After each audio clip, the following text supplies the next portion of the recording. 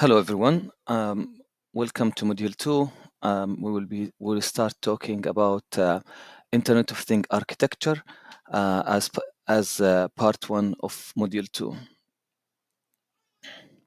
Our goal is to understand different layers of the I/O architecture and its components.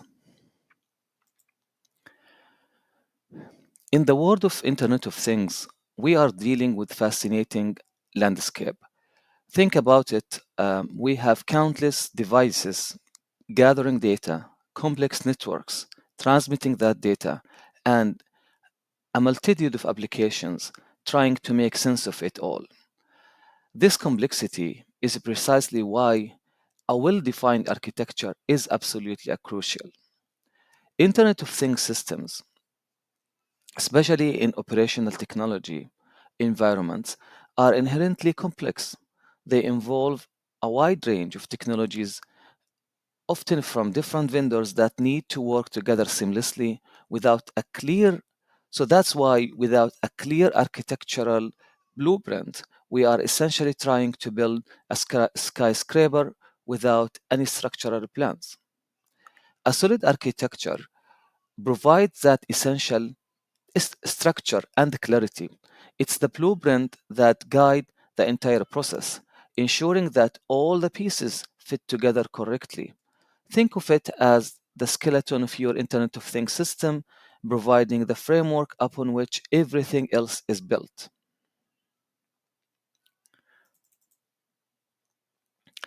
And the benefits are immense. A good architecture enables modularity, meaning we can easily add or remove components without disrupting the entire system. Let me make this bigger a little bit.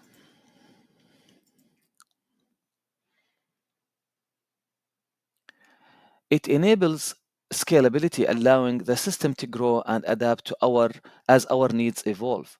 And perhaps most importantly, it fosters interoperability, allowing devices and systems to communicate effectively regardless of their origin.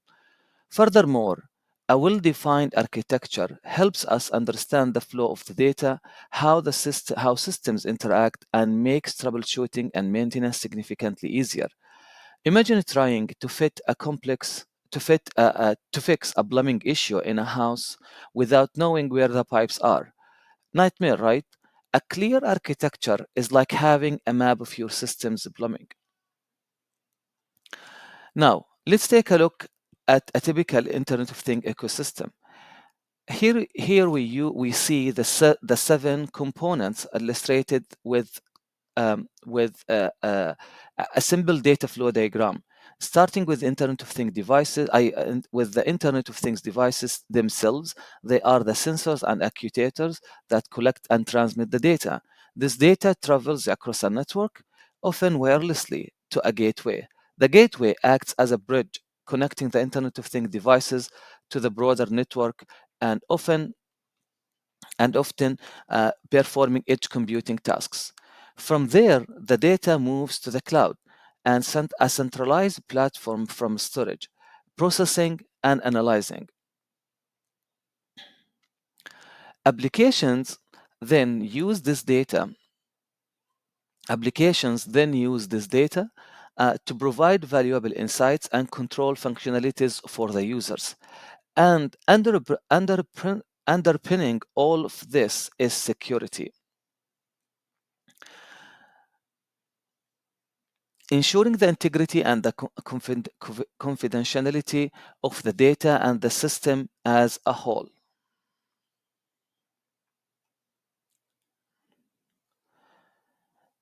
In this slide, we continue our exploration of Internet of Things architecture. We are now diving into the concept of the layered approach, often referred as the Internet of Things stack.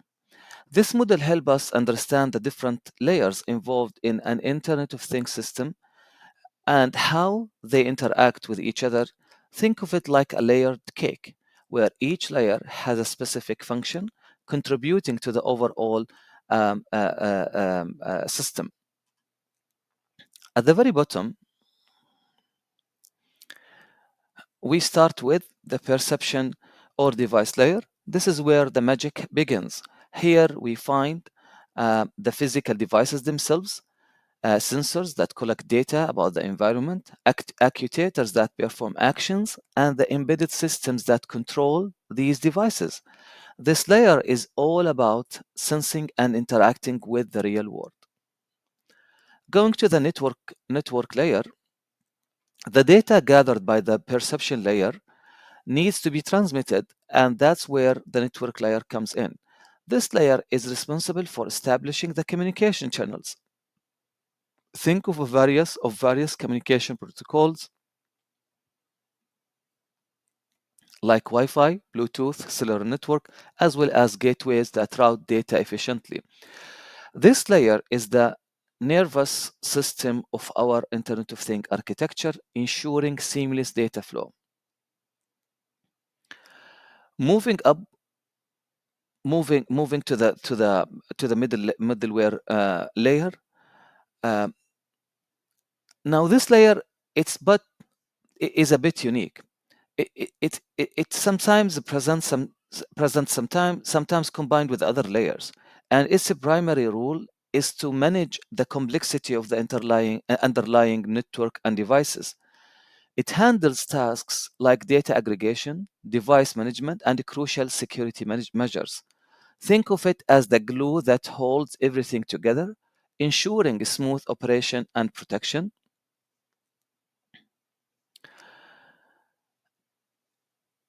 Then we reach the after the middleware layer, we reach the application layer. So this layer is the closest to the user. This is where the data is transformed into valuable information and actionable insights.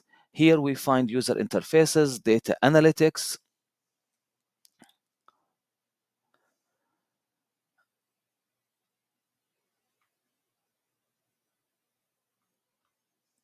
Here we find user interfaces, data analytics platform, and the business logic that drives the entire system. This layer is where the real value of the Internet of Things is realized, providing solutions to specific needs and challenges. Sometimes the business layer is combined with application layer. Sometimes it's separate by itself. So this diagram visually represent the layered architecture that we have, like I said, discussed, with starting with perception layer and moving through the network middleware to the business layer, and finally reaching the business layer, which is often sits in that above the application layer, focusing on the overall business logic, analytics, and visualization of data through tools like flowcharts and graphs. Let's start breaking these layers one by one. So we'll start again with the device or perception layer.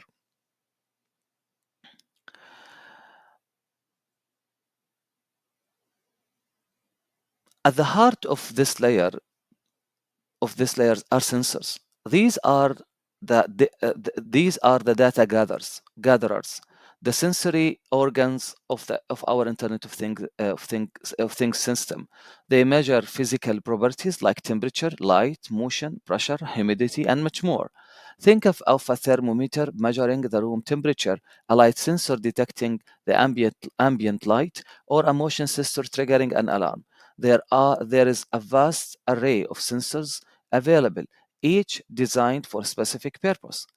As you can see, we have a temperature sensor, moisture sensors, light sensors, motion detectors, and even more specialized ones like chemical sensors, gyroscopes, optical sensors, gas sensors, accelerator, accelerometers, proximity sensors, and level sensors.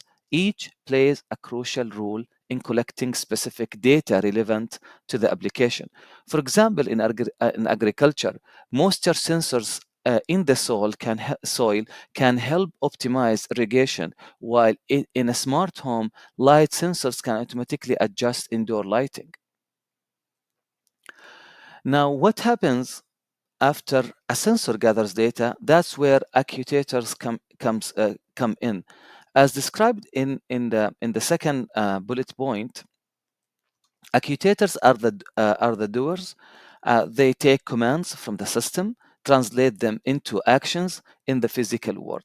Think of motors controlling robotic arms in a factory, valves regulating water flow in a smart irrigation system, or lights turning on and off in your home automation setup.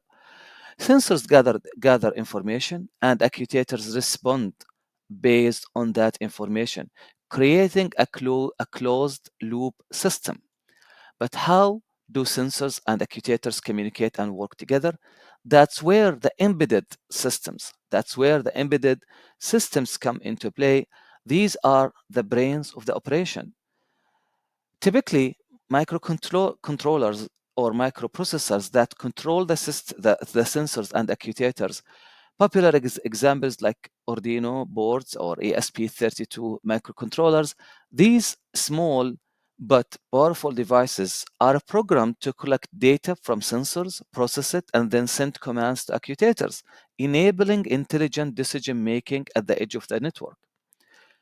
So, the device or perception layer is the foundation upon which all Internet of Things systems are built. Understanding the capabilities and the limitations of the sensors, actuators, embedded systems is crucial for designing effective and innovative Internet of Things solution. Moving to the network layer.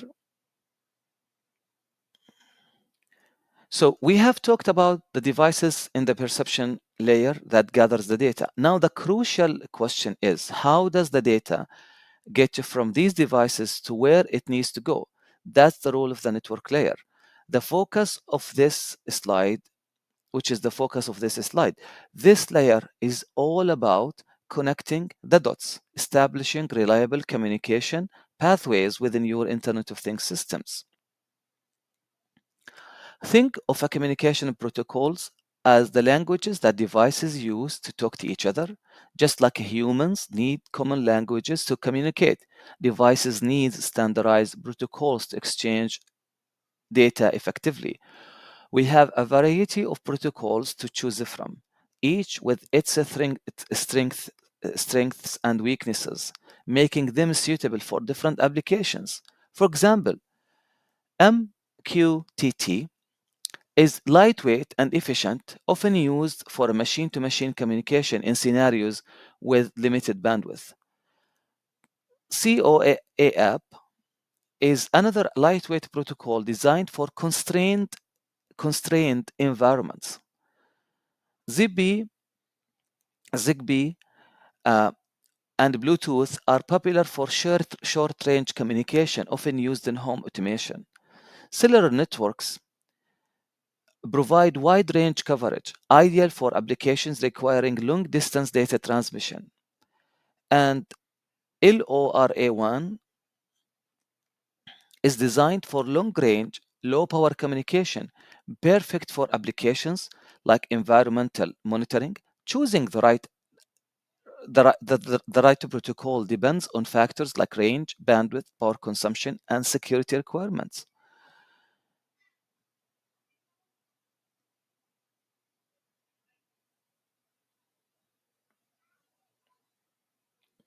So let's visualize this with a typical Internet of Things network flow. At the bottom left, we have our end devices or sensors that collects data and transmit it using an appropriate Internet of Things network protocol. This data is then relayed to an Internet of Things gateway, which acts as a bridge between different networks and protocols.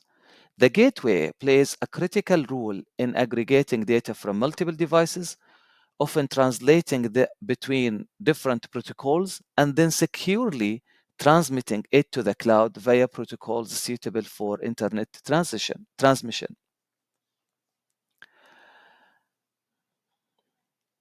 As our second bullet point emphasizes, Gateways are essential for bridging the gap between different networks and protocols.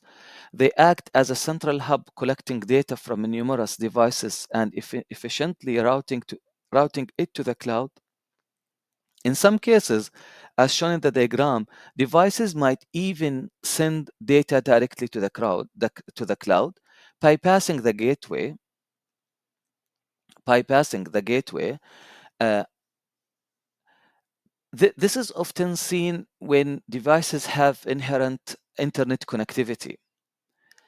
Once the data reaches to the cloud, it can be processed, analyzed, and visualized.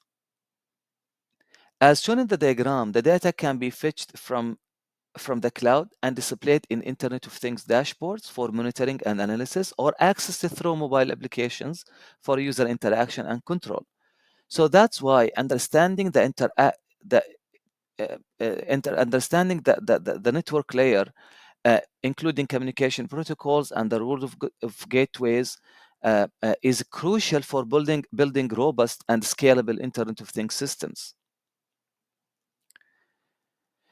So we have talked about devices gathering data and the network transporting it. Now let's explore a critical aspect of modern Internet of Things architecture, process architecture. So which means processing data closer, which refers to processing data closer to the source at the edge of the network. This involves gateways and edge computing. As we have discussed earlier, gateways serve as a crucial bridges in the network, but they are more than just traffic directors. Modern gateways are increasingly equipped to perform data processing, meaning they can filter, aggregate, and even analyze data right at the edge. Imagine a gateway in a smart agriculture setting. Instead of sending every single sensor reading to the cloud, it can aggregate data from multiple sensors, calculate averages, and only transmit relevant summaries. This significantly reduces bandwidth usage and cloud processing costs. Gateways also play a vital role in security, implementing measures to protect the data and the network at the edge itself. This leads us to edge computing, a paradigm shift in how we process Internet of Things data. Instead of relying solely on the cloud, edge computing pushes processing power closer to the data source, which are the devices themselves. This offers several advantages. First, it drastically reduces latency. Imagine a self-driving car needs to make a split-second decision. Waiting for the data to travel to the cloud and back is simply not an option. Edge computing allows for real-time processing, enabling immediate response. Secondly, it reduces bandwidth usage. By processing data locally, we only transmit essential information to the cloud, saving valuable bandwidth and cost. Edge computing is particularly crucial for real-time applications like industrial automation, autonomous systems, and remote monitoring. To illustrate the power of the edge computing, let's look at some of the leading platforms in this space. This table showcases various platforms, their supported devices, services, and capabilities and real-time use cases. You will see uh, familiar names like AWS, Azure, NVIDIA, alongside specialized solutions like Airtas for microcontrollers and Cisco offerings. Each platforms bring unique strength and catering to different needs and applications. For example, AWS Greengrass enables local data processing and management, crucial for applications like solar energy sharing and equipment monitoring. Azure Internet of Things Edge, with its support for disconnected scenarios, is ideal for remote locations and environments with intermittent connectivity. NVIDIA AI platforms int- integrated with powerful hardware facilitates computer vision applications for ship navigation and intelligent retail solutions. Cisco, with its focus in networking hardware and integrations with various cloud platforms, offers robust solutions for reducing emergency response times and preventing leaks in water distribution facilities.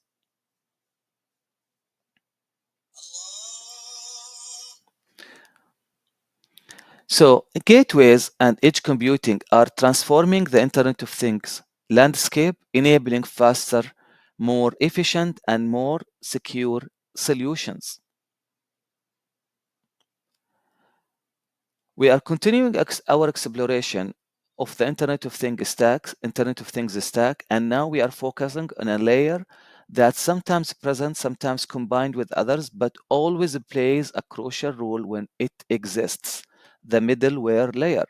Think of it as the essential glue that binds different parts of the Internet of Things systems together. One of the key functions of the Internet of the middleware layer is device management.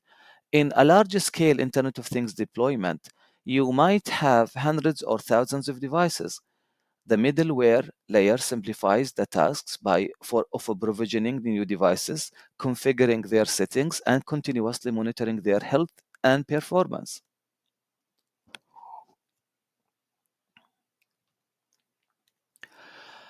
Imagine trying to manage each device individually. It's like a nightmare, right? So the middleware layer also handles data management. It acts as a central hub for collecting data from various devices, filtering out noise or irrelevant information, storing it in a structured way.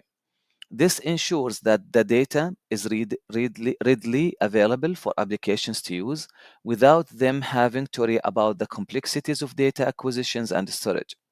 Security is paramount of any Internet of Things system, and the middleware layer plays a vital role in implementing security measures.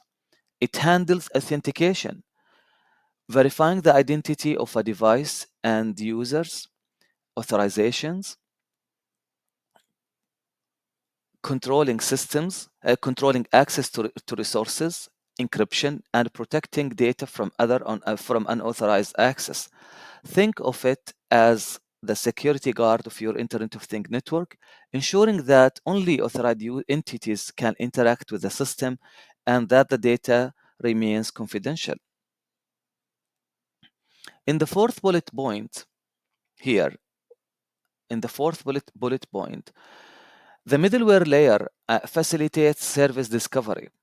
In a dynamic Internet of Things environment, new devices and services might come out online, while others might go offline. The middleware layer helps applications discover and utilize the available devices and services seamlessly without requiring manual configurations.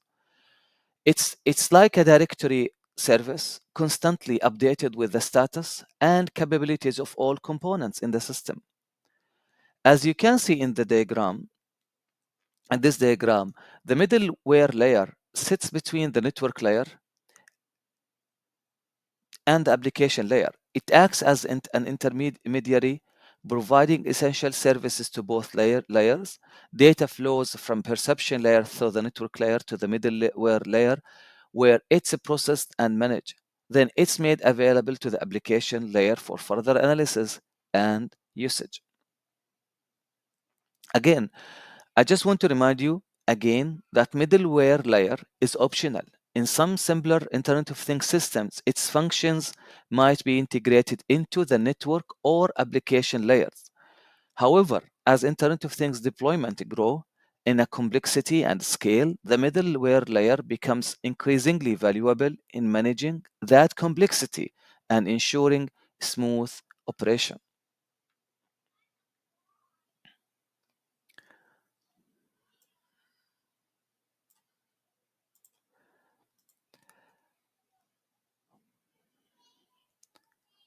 We arrive at the layer closest to us, the users, which is the application layer. This is where the rubber meets the road, where the data is transformed into valuable insights and actionable solutions. As the title suggests, this layer is all about the user interface and the logic that drives the entire system. The most visible part of the application layer is the user interface. This is how we interact with the Internet of Things system. Think of a dashboard. Think of dashboards displaying real-time data from various sensors, mobile applications allowing you to control devices remotely, or web interfaces providing access to historical data and analytics. The user interface is designed to be intuitive and user-friendly, providing a clear and concise view of the system's status and enabling easy interaction. Here is an example of an Internet of Things dashboard. As you can see, it presents key information in visually appealing and organized manner. We can see summaries of different buildings, their assets counts, energy consumption, and other relevant metrics. Dashboards like this provide a high-level overview of the entire system, enabling users to quickly identify potential issues or areas for improvement. But the application layer is more than just pretty interfaces. It also it's also where the magic of the data analytics happens. As highlighted in our second bullet point, raw data from sensors is often meaningless on its own. The application layer employs various algorithms and techniques to process this data, identify patterns, and extract valuable insights.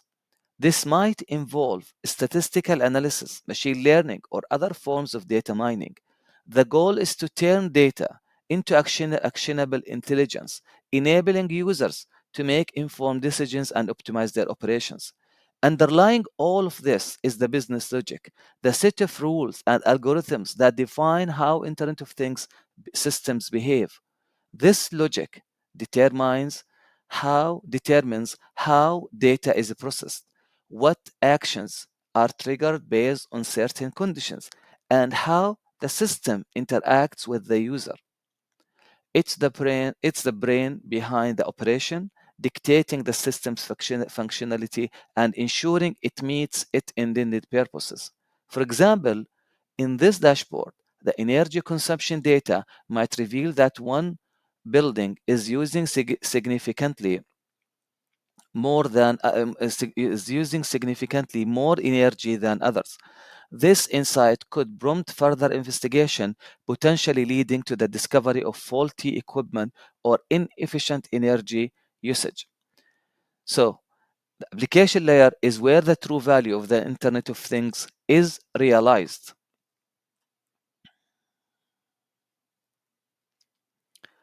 Cloud layer. So,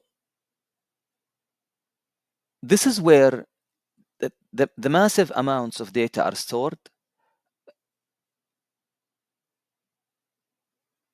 processed, and analyzed, providing the foundation for intelligent decision making and advanced functionalities.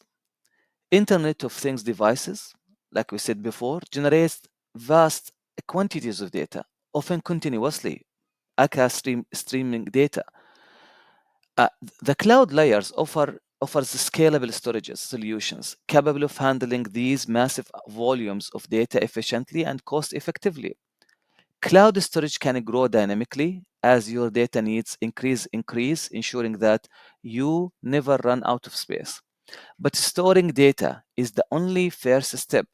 The real value lies in processing that data to extract meaningful insights.